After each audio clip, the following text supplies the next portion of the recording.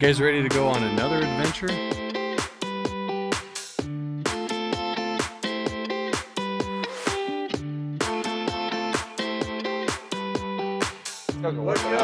What's going on, Phil?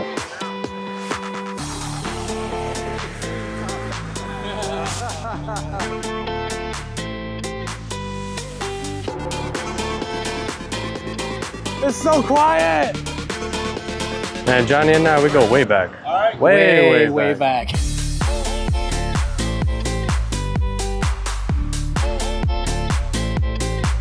We got the crew over here. It's probably 6, 7 of us. Probably not going to be able to film a lot, just saying. Sorry, that's not for now.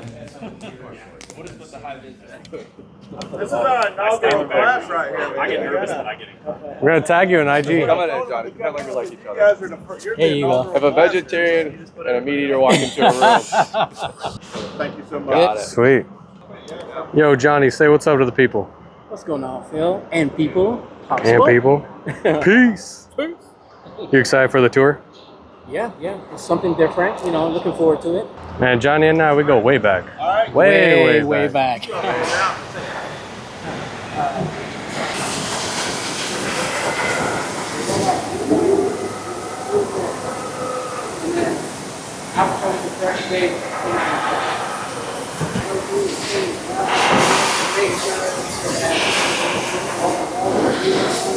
So when it's done welding, the robot's controlled through this screen here. He'll hit this button that says unload. It will flatten out, and then his valves over there, he'll open them all up. You'll see the clamps open, the frame will pop out, and he'll move it over to a conveyor. That the conveyor runs behind these robots over to paint, which I think you guys will see later on.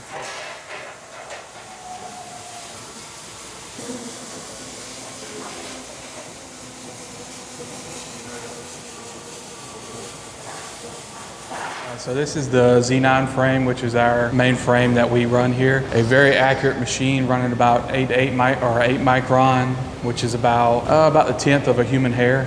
So it runs about 8 micron precision. It goes around and measures every feature that is on the print. Well, this one has about 200 features. So it goes around and scans every feature. And then not everything's perfect, so it has to do locates of every feature. So once it does its locate, it goes and measures everything that's in there. If I may add, this is giving Connor, that weld engineer, feedback if maybe the stop on that weld fixture has started to wear and they need to shim something. Mm-hmm. Well, this is going to tell them, oh, I need to go shim that a few thousandths to get it back at nominal. Still within tolerance, but hey, things are starting to wear, I need to shift it back. So this is providing them that feedback so that they can go and adjust our weld fixtures. On our assembly line, we use a lot of vision. What we did about 2 years ago is we graduated to an inline inspection audit. So what this is 2 cobots from Fanuc that are going through and they're inspecting the machine in places that we can't see with our normal vision systems.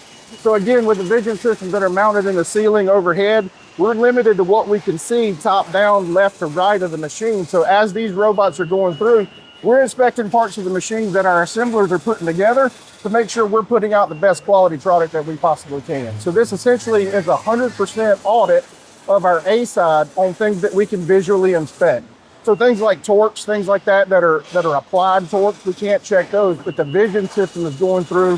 What you're looking at on the TV are the images that are going through the camera inspection. So we've got 2 Cognix inspection cameras. We use those throughout the facility. But these we attach to the end of the robot arm so that we can go through and inspect multiple things underneath the machine, inside of brackets, things that we can't see during the normal assembly process. So it's just one of the ways that we're trying to prevent mistakes from getting out to the field, getting out to the dealer, to the customer, so that we put out a better product at the end of the day. So what just happened now?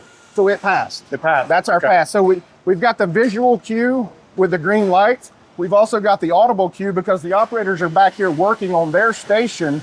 So while the robot is running in tandem with the operators assembling, they get that visual cue, that the visual and the audible cue to know that the robot is finished. The folks across the line can come pick it up. If they're done, they can load the next one in here. We torque the spindles to the deck and then our spindle sheaves to the spindles in the same way with these multi-spindle tools. So this one's a 6, this one's a 4. They work the same way. What they do is they all run down to a specified snug torque, and then we bring them all to final torque together. That keeps us from having to torque in a star pattern or anything. We don't have to ensure that the operator's done that right. It does them all simultaneously.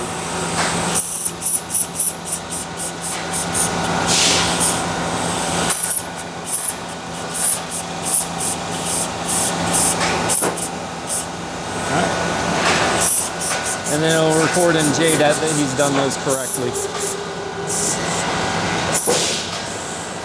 I'm gonna hand the mic back over to Craig here, and thank you. That's already 1, 2, 3, 4.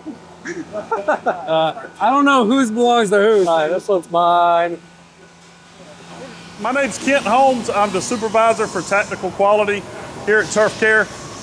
Just want to talk to you a little bit about what we do from the quality standpoint for these products. We do a combination of a static audit, which means a machine like you see here sitting on the cart. We're checking about 135 different items on them, and that varies throughout the year depending on the feedback and stuff we get. And we also have a bunch of different models, so it may be more things on other machines as well. We do about 20 a day currently over here, and if there is anything we find, we always flex up and back to make sure if there's any issue, a reoccurring issue there. And then also a couple times a week, they do a performance audit as well. So a performance audit, they outfit it with a seat, and they drive it outside, they're checking the blades and stuff like that too. So in conjunction with everything they've done so far on the assembly line that you've seen with the robot checks and the run-in and stuff like that, we're also checking them periodically here down at the end. Good morning, everyone. Welcome to Turf Care Paint Shop Department. My name is CJ. I'm a waste treatment, pre-treatment technician, and I'm gonna walk you through our facility treatment plan. So please follow me. As you guys can see right here in this table in front of me, these are some of the parts that we process here. After the parts goes through our pre-treatment system, then it'll go to our eco tank. After they go through our eco tank and the ovens, then the process goes to either green or black. And I'll walk you through where we have the process, how the process goes. Once the parts come out of the eco tank, then we have 2 post rinses to remove any excess of eco on the parts. Once the parts are all the way through our pre-treatment eco system, they'll go through this oven right here. This is 455 degrees. This is how parts comes out right after pre-treatment and eco-treatment. And now it's ready to be powder coated. So right here, right in front of me, this is how we apply the powder coating on the parts. Yes, sir. We have 16 automatic guns and 2 manual guns with 2 operators. We touch up most of the parts that comes through to our process. And this is how we applied our green powder. As you can see, once the oven temperature start hitting, the powder start melting into the parts, and then we'll show you the process, how the parts come out on this side of the oven. So this is our final process here, right before parts go back to assembly, so they can start assembling.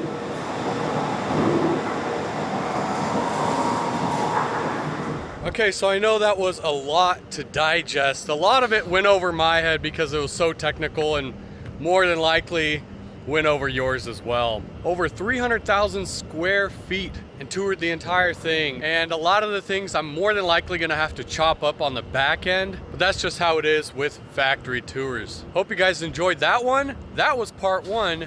Now it's time for part 2, where we get to ride and drive some of the equipment we just saw built. How about we go and do that?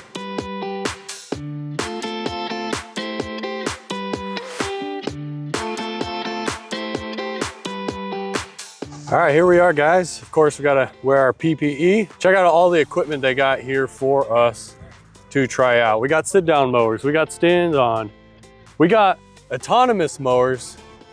Then we also have the sit-downs and even one with a cab on it. I actually want to try the cab one. And then we of course got that huge Z-Track. It's got the wings on it. I think we should try that one out too. We got plenty of time here, no rush at all. Check this out. And I don't know when these will be available for the market, but yes, they are. No, they are autonomous, but you can actually operate them. So we can throw the key in there and try it out. We will try that out. And then that one over there, never operated something like this. I think this is above my pay grade. I honestly don't think I'd ever get to use one of these because I don't mow, you know, big open fields like this or golf courses. I know we got this beast of a machine, 865R with an EFI engine. It's got a 34 and a half horsepower motor. Man, this thing is crazy wide. 72 inches? That's a little bit too wide for us. Let's go ahead and try this 54. That's a 27 horse, not too bad, but it looks really nice. So what I'm gonna do is I'm gonna put you guys on a tripod mount and test out this machine right here. And we went away from everybody because they're gonna be doing a lot of talking and we just wanna have our own little space. We have so many acres here to mow. So some guys are gonna go mow over there. Some guys are gonna, you know, go mow over there. So we're just gonna choose our own little corner, test this thing out, see how it cuts. Let's see what we're cutting today. We are cutting what we cut back home, which is tall fescue, and it's perfect to see how this mower is gonna do.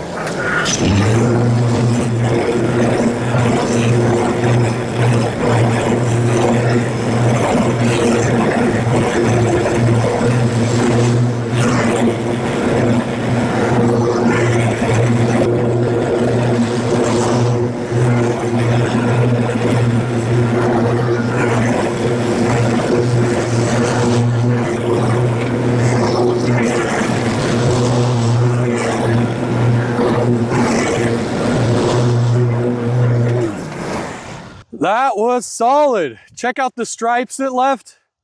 The sun angle, the clouds are in the way, but I tried to go over it a couple times and it left pretty nice stripes. Got Jeremiah Jennings out here.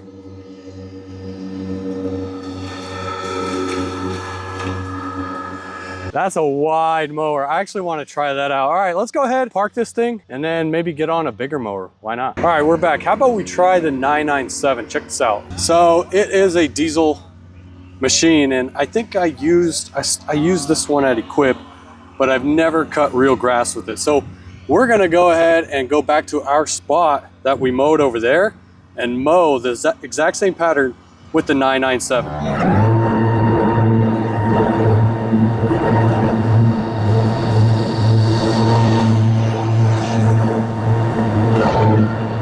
That's pretty fast.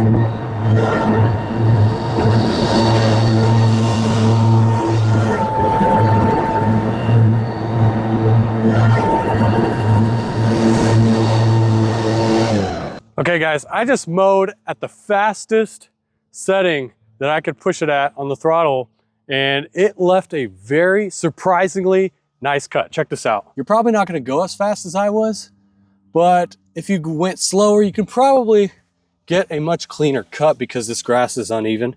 But surprisingly, look how nice it cut this, I don't know, 5-6 inch grass all the way down to 4 inch. But realistically, who's gonna be going at full speed? I think this thing's going maybe 15, 16, probably tops 15 miles per hour, but realistically, who's mowing that fast?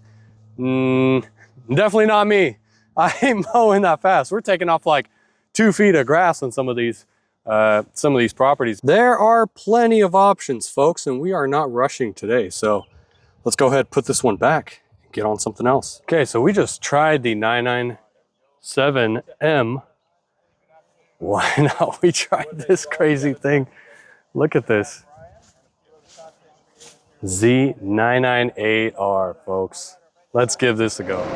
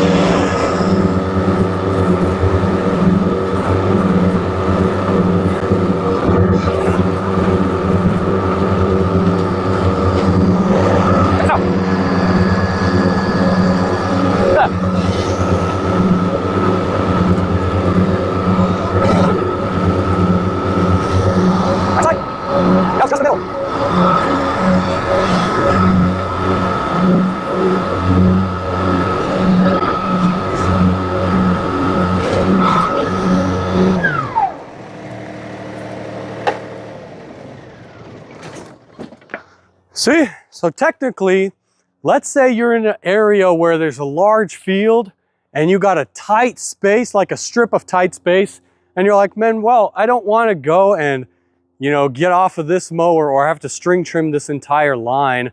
I'm just gonna fold up my wings and mow this one small section, maybe mow around some trees, you know, where maybe the whole width of the mower won't get you. See, that's the thing with the wings. You just fold them up. You can mow in your tight areas and you're done. You don't need two mowers, you just have one. Up next, autonomous battery. What do we call this thing? Electric mower? Can it actually make tall grass short? Let's jump on in and find out.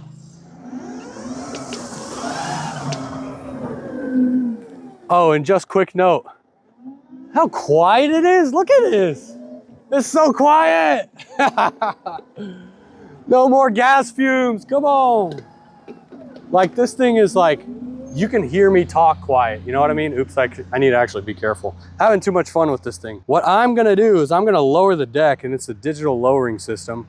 So you just press once in 0.25 inch increments, and we're gonna bring it down to about, that might be a little too low. I think we're dropping it down lower to about 3.5, maybe 4 inches. How about that?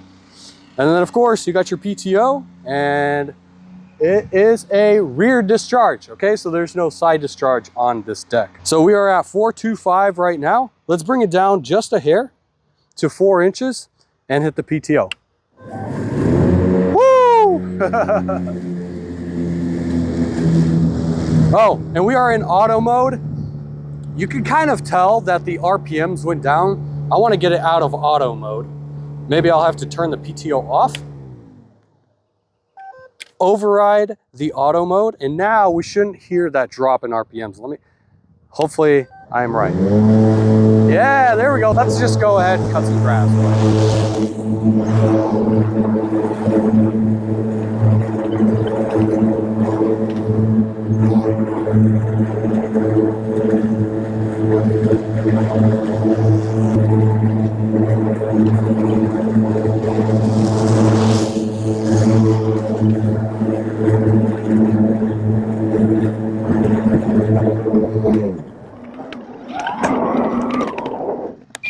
So yeah, we got a lot of grass left behind. My question is, what if we go over it twice? Let's see if it'll mulch it up to where it just completely disappears.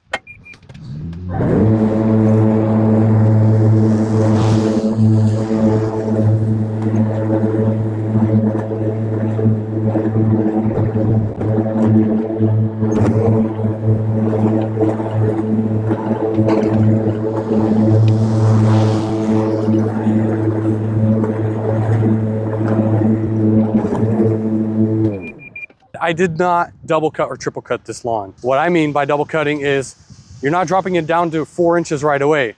You're mowing it at like 4.5, and then you're one time, and then you're dropping it down to 4 inches and mowing it another time. There's your double cut.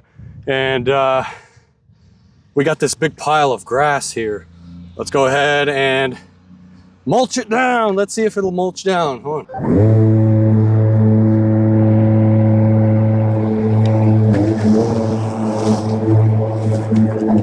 Hey, not bad. To be fair, we did raise the deck all the way up. Now, if we drop it down to our favorite setting, or 4 inches, now let's go ahead and give it another cut, final cut.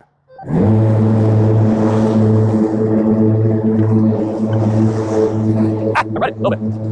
Hey, it's not bad. I like it, man. I like how quiet it is. It's so, like, it has pretty much impressed me.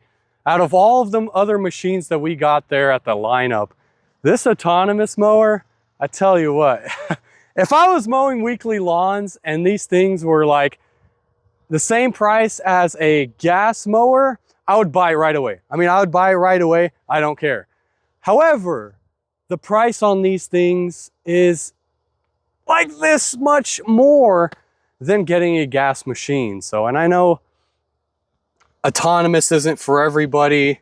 I would never use it in my tall grass mowing videos, because why would I use a battery mower to cut tall grass when I can just get a really powerful gas machine that will do, you know, 10x of what a battery mower will ever do.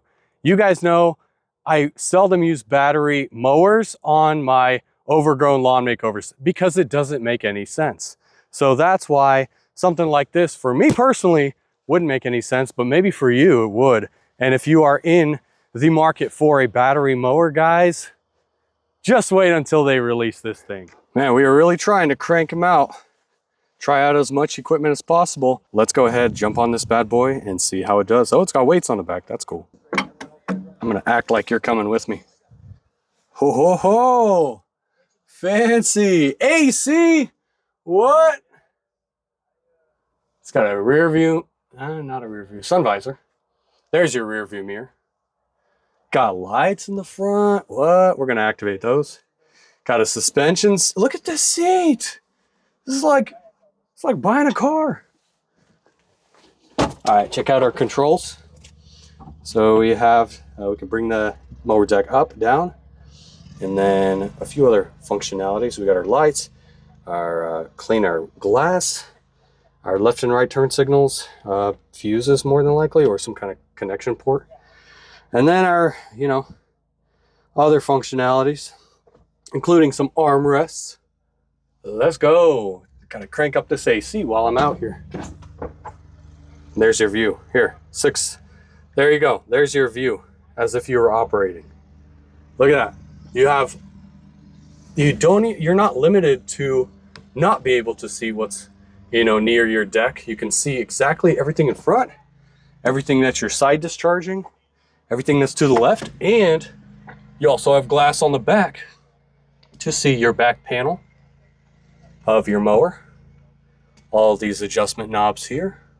I'm sure it's as pricey as, if not more, than some of your vehicles. All right, let me crank this thing up and take you guys to my secret spot, away from everybody.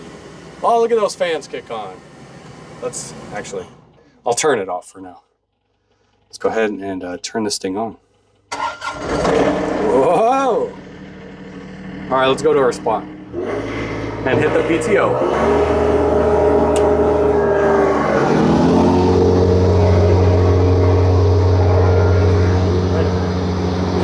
There we go. Quick adjustment on the steering wheel.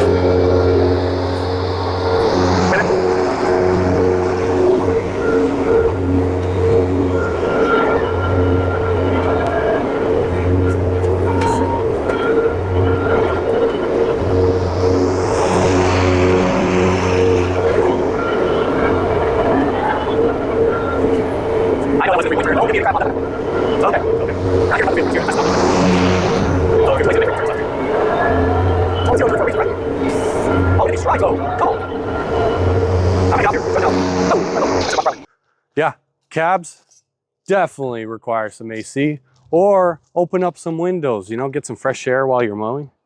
I don't know if these have any windows. I don't think so. Doesn't look like it.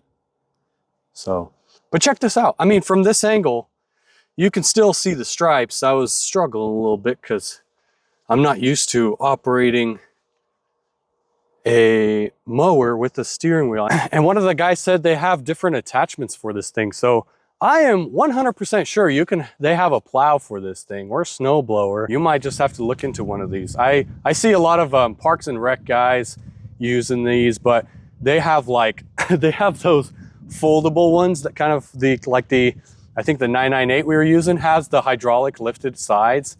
And I've seen some with the cabs with those hydraulic lifts. Man, I don't even know how many inches, like 144, 100 and 200 inch, like wide mowers.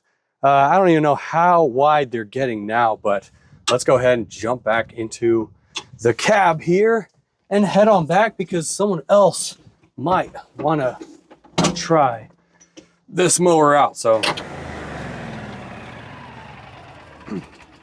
all right, guys, this last one, Q865R, this is the one with an EFI motor.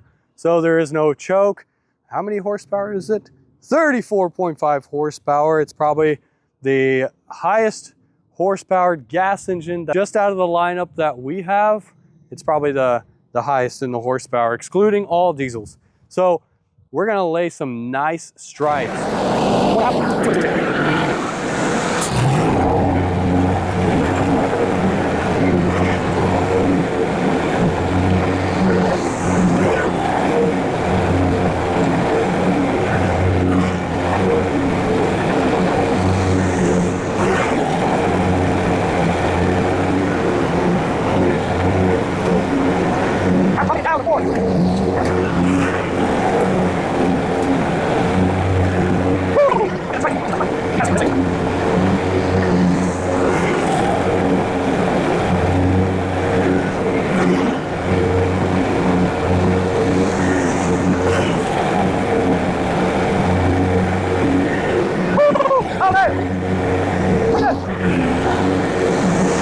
Man, I'm really impressed with John Deere. I honestly am. If you guys run John Deere, whatever equipment it is from the John Deere company, let me know in the comments down below. I know a lot of you said that you run snow blowers, that you run big tractors.